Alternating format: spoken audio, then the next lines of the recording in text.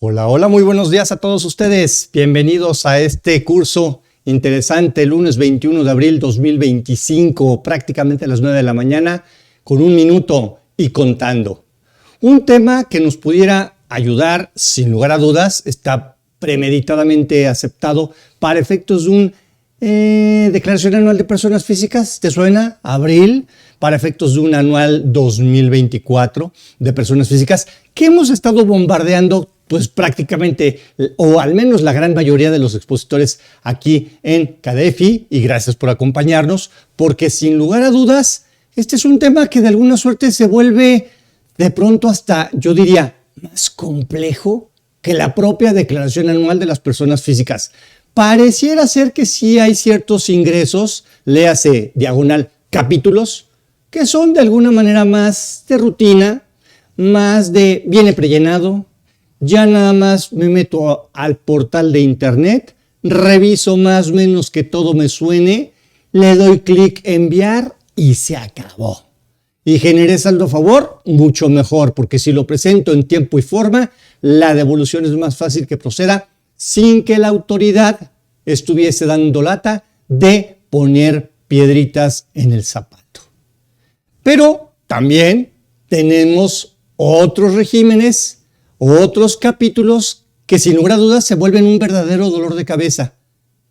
Por ejemplo, de los más, en mi opinión, de los más, yo no podría decir difíciles, sino más bien de los que más énfasis, de los que mayor concentración se requiere para poder establecer el mayor número de recovecos y detalles posibles, es sin lugar a dudas el capítulo de enajenación de bienes, en donde hay ciertos límites, topes, que para los ingresos acumulables, pero que dependiendo qué tipo de enajenación o de bienes son los que estás vendiendo, porque unos son, sin lugar a dudas, para efectos de mi casa habitación, otros no, que son bienes inmuebles en general, que no sean mi casa habitación.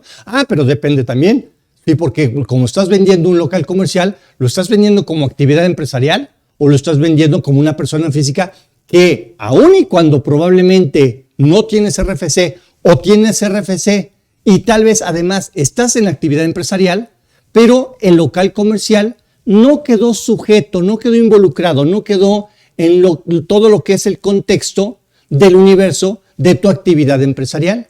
Y entonces cuando vendes ese inmueble, pues sin lugar a dudas, tienes que estar buscando para saber exactamente si estás vendiéndolo en calidad del capítulo de enajenación de bienes o del capítulo de actividades empresariales. O tal vez, déjame pensar, y ahí la dejo de tarea. Oye, no es que yo me dedico al arrendamiento. Compré un inmueble que es habitacional, no es mi casa habitación, lo doy en arrendamiento. Ya he tenido oportunidad de deducirlo porque lo compré para esa actividad. Suena de maravilla. Oye, lo voy a vender. Muy bien. Y si lo vendo en calidad de este capítulo tercero del título cuarto, personas físicas con ingresos por arrendamiento, o lo vendo en calidad de persona física del capítulo de actividad empresarial y honorarios, el capítulo segundo, o más bien lo vendo en calidad de enajenación de bienes, el capítulo que de alguna suerte es el que vamos a analizar a detalle el día de hoy. Vaya qué complicación. Resulta ser que la persona moral es mucho más fácil abarcar todos y cada uno de sus ingresos porque no hay capítulos. Hay solamente un título 2 para las personas morales en lo que le llamamos el régimen general de ley y el título 3 para los no lucrativos, no contribuyentes que se le ha llamado. Ok, pero esa persona moral en ese título segundo, al no tener capítulos, pues no es, déjame buscar cómo es que voy a pagar el impuesto. No, aquí es parejo. En personas morales es parejito. Dijeron todos los ingresos. Y cada ingreso tendrá su forma de calcular su propia deducción. El problema es que en las personas físicas sí tengo que averiguar, indagar acerca del capítulo donde estoy tributando. Lo complico más, no es el tema del día de hoy, pero si lo quiero complicar, intereses. Vaya qué dolor de cabeza. Es que puedo tributar con intereses, pero en el capítulo de los intereses o en el capítulo de los demás ingresos. Y si me voy a analizar el capítulo de los demás ingresos, tengo dos formas de tributar y pagar el ISR de mis intereses a favor. Dos formas, o sea, tres en total. Y agregaría uno más. Podría ser, bueno, pues dependiendo de los ingresos obtenidos, sería un impuesto de ISR de pago definitivo. Son cuatro distintas formas de calcular el impuesto sobre la renta si tengo ingresos por intereses. Vaya revoltijo el que estamos causando en este momento. Y entonces es por ello que el día de hoy vamos a analizar tres detalles en particular. La PTU, porque pues ya tenemos encima también para efectos de los 60 días naturales posteriores a la fecha en que se debió de haber presentado la declaración anual de las personas morales. Y tenemos que analizar ese cálculo de PTU ahora sí que como dice la canción, por allá de los 80s, para abril o para mayo. Pero entonces también un segundo tema que tendremos que abordar el día de hoy es precisamente el de enajenación de bienes, un capítulo que dependiendo del bien que estás enajenando y con base a qué o cómo lo compraste y quedó sujeto a un régimen, cómo es que lo vas a calcular si es que, pues de alguna suerte, estás tributando en ese capítulo de enajenación de bienes. Sus partes exentas, ¿te acuerdas? En el caso de la casa habitación, 700,000 unidades de inversión por un promedio más o menos de 8 pesos, 8.44, ¿te gusta? 8.45, 8.50, pues 7 por 8.50, es de 5.600.000 de enajenación de casa habitación, muy buenos. Oye, pero a ver, preguntas al aire, ese ingreso son 700,000 UDIs, ¿lo tengo que aplicar al valor total del precio de enajenación o es referente y es aplicable a la ganancia? Esto es el ingreso obtenido por la enajenación menos las deducciones que estaremos analizando a detalle, que es las que permite las autorizadas en este capítulo, y con base a esas 700,000 UDIs, ¿se lo aplico como ingreso exento a la ganancia o al total del ingreso? Por ejemplo, ¿no? Y tal vez preguntas en donde estaremos dando también pie a planteamientos en donde, oye, pero ¿y por qué si tengo que calcular una tasa efectiva? ¿Qué es eso de la tasa efectiva? Pues porque tienes un efecto en donde ni modo de que tú, habiendo tenido ese inmueble a lo largo de 4, 5, 8, 10, 15, 20 como límite, ya lo veremos, 25, 30 años, decides venderle ese inmueble. Si es casa habitación, tendrás las 700,000. Si es otro tipo de bienes, tendrás en el orden de 3 salarios mínimos, 3 UMAS anualizadas. Y que entonces en su caso, ya con base a la cantidad gravada, tienes que separar el equivalente a un ingreso a un año, es decir, de esa ganancia lo tengo que dividir entre el número de años por los cuales yo he sido propietario del bien, para que, si yo lo he tenido 20 años, bueno, pues una 20ª parte, o quiero decir, la ganancia no se produjo, no se generó en un año solo. Como tal vez sí mi sueldo, pues lo gané, lo devengué en un mes, en un año. Lo mismo mi aguinaldo, lo mismo mi PTU, lo mismo todo. Sí, pero a ver, espérame.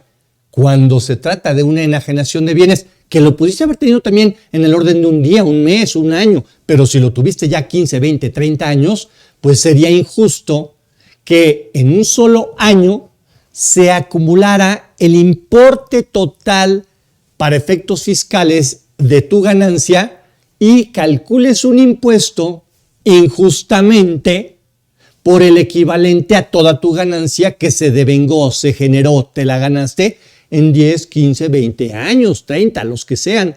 Entonces la mecánica es, tienes razón, porque como las tarifas tienen un efecto progresivo, es como, ¿te acuerdas un anuncio que salió hace tiempo? Que el alcoholismo es una enfermedad incurable, progresiva y mortal. Pues así es la tasa, más bien la tarifa del impuesto sobre la renta. Incurable, progresiva y mortal. Nadie se escapa, nadie nos escapamos. Y entonces, si esa ganancia te la ganaste en muchos ejercicios fiscales, qué injusto sería que le impactaras una tarifa para efectos de un solo año. Entonces te dice el legislador, tienes razón. Y no es novedad, tiene décadas este procedimiento. ¿Sabes qué? Mejor divide esa ganancia entre el número de años que has tenido en propiedad ese inmueble para que me separes el equivalente a un año. Si tuviste 20 años, pues una 20ª parte. Si lo tuviste 10 años, pues una 10ª parte. Sepáralo.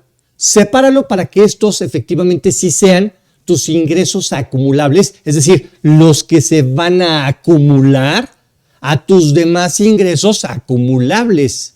Y digo muchas veces que se acumulan a los acumulables porque esa es la palabra misteriosa. Pues hay que acumularlos, hay que juntarlos. Los de todos los capítulos los voy juntando para aplicar una sola tarifa anual y que este efecto de progresividad me impacte sobre los ingresos de un solo año. Porque mi tarifa en los términos del artículo 152 es una tarifa anual. Entonces te dice, vamos a calcular el impuesto sobre la renta en dos partes. Una parte concerniente a los ingresos que sí son acumulables, el de un año, y todo lo demás, regresando a mi ejemplo, si lo tuviste 20 años, las otras 19 partes de los 20 años en los cuales lo dividiste, eso se llama un ingreso gravable también que causa impuesto sobre la renta, pero no acumulable. No se acumula para efectos de la tarifa y tengo que aplicar una tasa efectiva. Y pregunta al aire, oye, pero esa tasa efectiva la tengo que calcular considerando las deducciones personales. ¿Todas las deducciones personales? Pregunta al aire. Ya si no queda claro al final de esta sesión, pues seguramente estaré recibiendo un mensaje aquí en el chat. Oye, ¿qué onda con la tasa efectiva? Nunca nos diste la respuesta. Ve tomando nota porque efectivamente de eso se trata el curso del día de hoy, de ver esos pequeños detalles. Me he estado preguntando o me estuve preguntando cuando armaba el material si bien valdría la pena hacer un ejercicio práctico porque pues yo he visto que ahora hay muchas calculadoras que te hacen esta mecánica. Tú ingresas nada más los datos, fecha de adquisición, su costo comprobado de adquisición, precio de venta y fecha de la venta. Si tuviste otras injerencias, otros issues, otros temas como remodelaciones, ampliaciones, pues también calcúlale o captúrale aquí y punto. Pero te deja un poquito en el aire y dije, mejor no me meto tanto al aritmético. Sí traigo un ejemplo, es más, un ejemplo bonito que en un curso que di hace cerca de 10 años, que me encantó. Yo dije, lo voy a copiar y pegar para ver si efectivamente alguien con numeritos se ubica más. Hay quienes, algunos que nos acompañan, son más de números, otros que son más de palabra, otros que son de los dos, pero lo que conceptualizo es que de alguna suerte entre todos podemos armar un tema muy interesante con base sobre todo a sus inquietudes.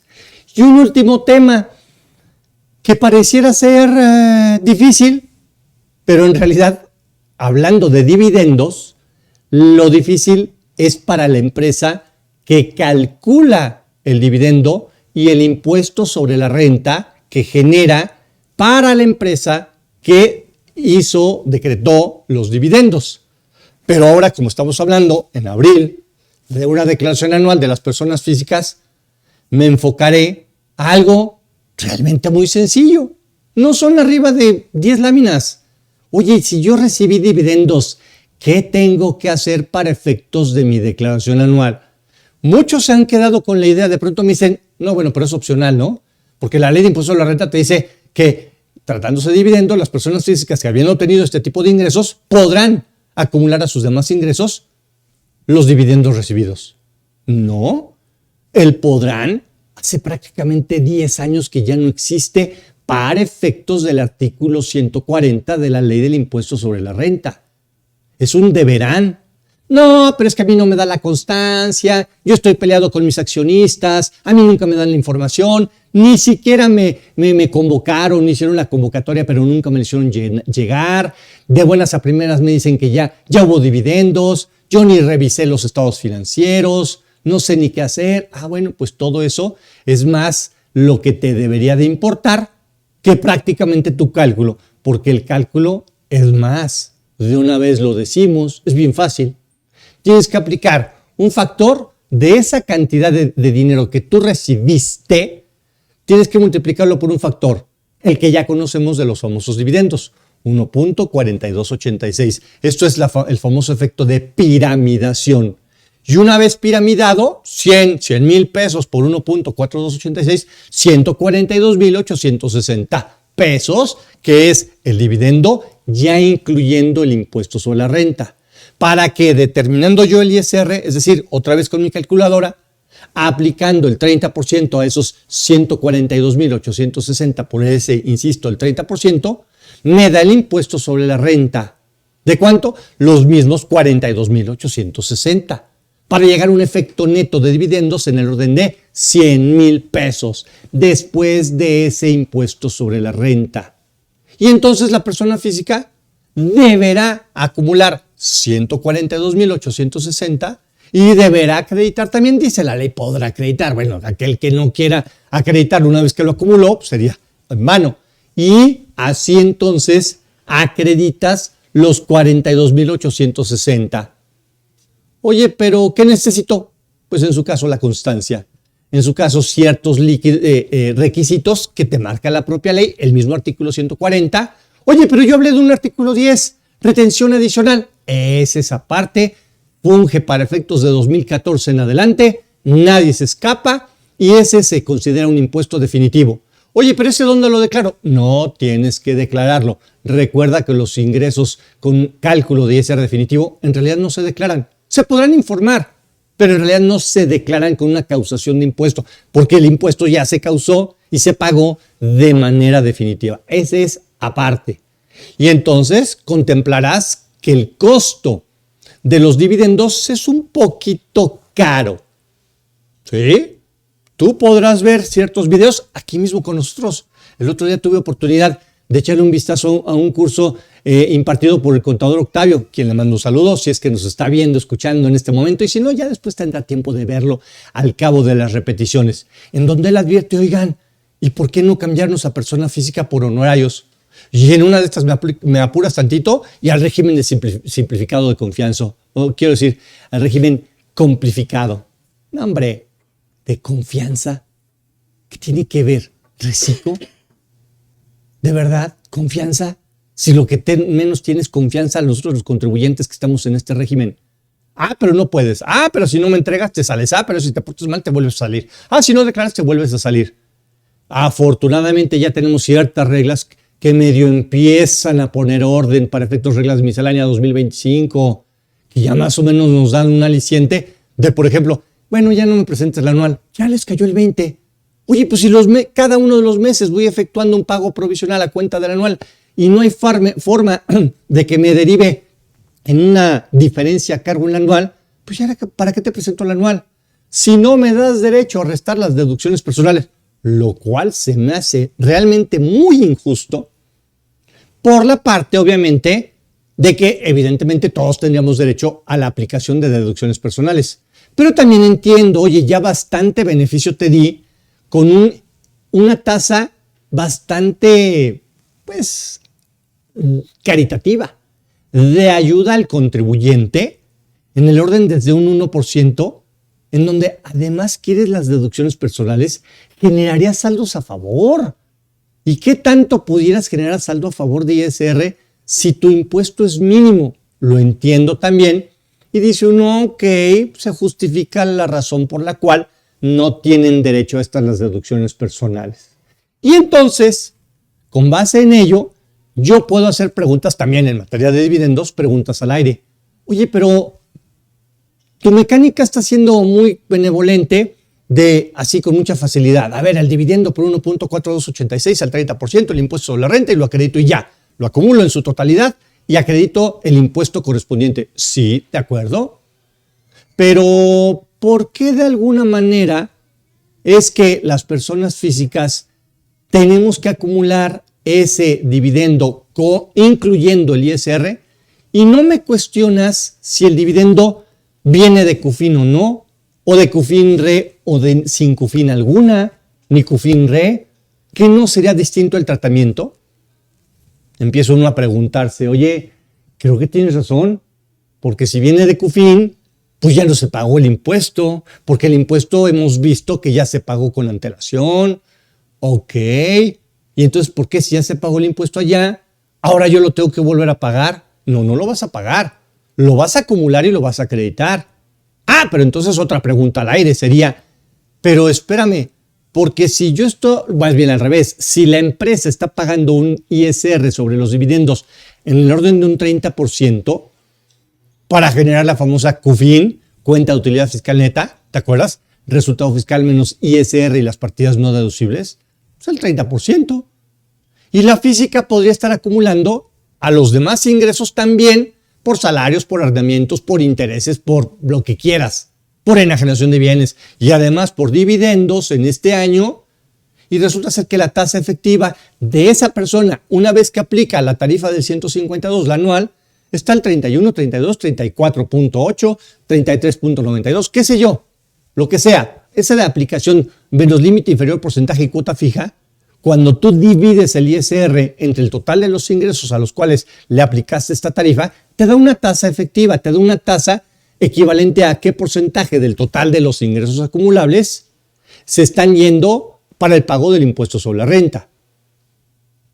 Si me dices, oye, tuve un total de 100,000 pesos de ingresos acumulables, aplicando la tarifa, determiné un impuesto sobre la renta en el orden de 30,000, hombre, pues divido 30,000 entre 100,000 y encuentro una tasa del 30%. Pues tu tasa efectiva es del 30%. Sí, pero espérame, la progresividad de la tarifa de impuestos sobre la renta en materia de personas físicas no termina en el 30, se va hasta un 30 y tantos. Y ese 30 y tantos, que puede ser casi el 35, digo casi porque hay subsidio y límite inferior y lo que gustes. Y ese casi 35 me complicaría mi existencia si en un momento determinado yo acumulo 100,000, aplico tarifa y de esos 100,000 ya con todos mis acumulables, mi tasa efectiva se me va a ese 34 punto y algo por ciento y acredito. De esos 100,000, nada más acredito 30,000, pues evidentemente estaría causando un saldo a favor en mi declaración anual. Ese es el tema particular. Ese es donde tenemos que ser muy cautelosos y por eso es que estaremos haciendo esta práctica esta mañana, bien entretenidos, para poder estar desmenuzando cada una de estas ideas. Bueno, pues sin lugar a dudas, un tema que bien vale la pena analizar y para tales efectos podríamos comenzar con nuestro material. Vamos a empezar, si me permiten, precisamente con lo que es los ingresos de las personas físicas en materia primero de la PTU, que ya advertíamos las personas físicas teniendo ingresos de diferentes capítulos. Aquí claramente podemos ver que en el capítulo primero es donde se encuentran 4 tipos de ingresos, y si me apuras tantito, también los asimilables serían 5, 4 tipos de ingresos para lo que vendría siendo las prestación subordinada. ¿Y qué es? Sueldos y salarios, prestaciones de previsión social, la PTU y las liquidaciones. Ingresos para dar por concluida la relación subordinada. 4, insisto, más las diferentes fracciones de los asimilables. Siendo así, entonces, pues de alguna suerte ya podría yo ver el hecho de que la clasificación de los ingresos, para no confundirnos, esta gráfica me encanta porque dejo en claro de una vez que vamos a estar viendo el día de hoy lo que es los ingresos gravados, los ingresos exentos y aquellos que cuando en un momento determinado el contribuyente, la persona física, pues simplemente no tuvo ingresos. Observa cómo los ingresos para efectos de la ley de impuestos sobre la renta se clasifican ordinariamente en estos 3, nada más 3. Ingresos gravados, le hace que causan impuestos sobre la renta. Ingresos exentos, le hace que no causan ni nos hacen pagar impuestos sobre la renta, pero que sí se consideran ingresos, nada más que están exentos de su causación. Y al final, el tercer orden de ideas, clasificación de los ingresos, pues es simplemente aquella persona física que no tuvo un solo centavo de ingresos o porque la ley de impuestos sobre la, eso se llamaría sin ingresos, o bien porque la propia ley de impuestos sobre la renta advierte que ciertos conceptos no se consideran ingresos para efectos de la ley de impuestos sobre la renta. ¿Ok? Entonces son estos tres: gravados, exentos y no ingresos. Ahora, los gravados se complican porque cuando uno dice grabado, ya dice uno, ok, ya gravamen me sonó a que ya costó ISR y riájale. Un porcentaje se nos va a ir de impuestos sobre la renta. Sí, esa clasificación de los que están gravados puede subdividirse en tres: los acumulables, los que decíamos que se van a juntar con los demás ingresos también acumulables de los demás capítulos para causar un impuesto sobre la renta con base a una tarifa primero mensual o bien tarifa anual, dependiendo si estoy hablando de una retención o causación mensual o de un cálculo para efectos de la declaración anual en los términos del 152. Bueno, pues entonces aquí yo tengo una primera clasificación, insisto, gravados, entre paréntesis, ISR, acumulables. Tengo un segundo nivel o subclasificación, también gravados, que cuestan impuestos sobre la renta, pero que la ley le advierte y los reconoce como un ingreso no acumulable. Cuando yo he visto las caritas que me hacen los participantes y les digo, es que esos son ingresos no acumulables, se me quedan viendo como diciendo, pero hay una aberración en tu lámina porque dijiste que estaban grabados y a la vez no son acumulables. Sí, es que es curioso, para efectos de las personas morales en el título 2, para ellos nada más está el mundo de los ingresos grabados y de los ingresos que le llamamos acumulables y no acumulables. Los acumulables son los que causan impuestos sobre la renta y los no acumulables son los que no causan impuestos sobre la renta, serían no gravados. Pero en materia de personas físicas observa cómo todavía la división, clasificación de los gravados te incluye los no acumulables, porque simplemente no se acumulan. Sí van a costar y pagar impuestos sobre la renta, pero no se acumulan, no se echan en el cesto, en la canasta de los acumulables de los demás capítulos. Estos causan un ISR sobre tasa efectiva que hemos explicado, que es dividiendo el ISR que surgió de la tarifa por los ingresos sí acumulables entre los ingresos acumulables.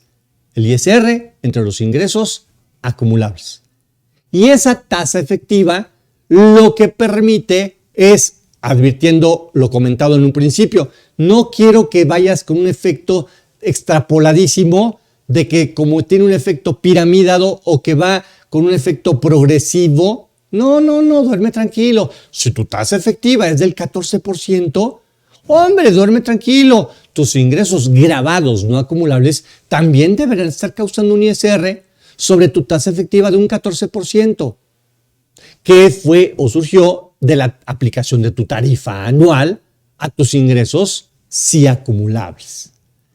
¿Qué capítulos manejan ingresos gravados no acumulables? Básicamente el de enajenación de bienes, porque esa ganancia la obtuviste a lo largo de más de un año, y también en el capítulo primero del título cuarto, o sea, personas físicas asalariadas, porque si se trata de una remuneración para dar por concluida la relación de trabajo, le hace liquidaciones, diagonal finiquitos, bueno, sobre todo por la liquidación, a lo mejor yo me estoy llevando un bono o algún ingreso, algún concepto que me lo gané por haber cumplido a lo mejor 20 y 30 años en la organización.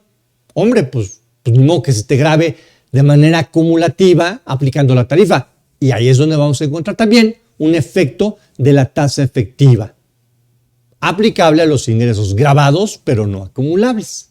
Y finalmente los definitivos, los que de alguna suerte hemos advertido, ya lo caído, lo que ya estuvo pagado, así se queda. Capítulos como por ejemplo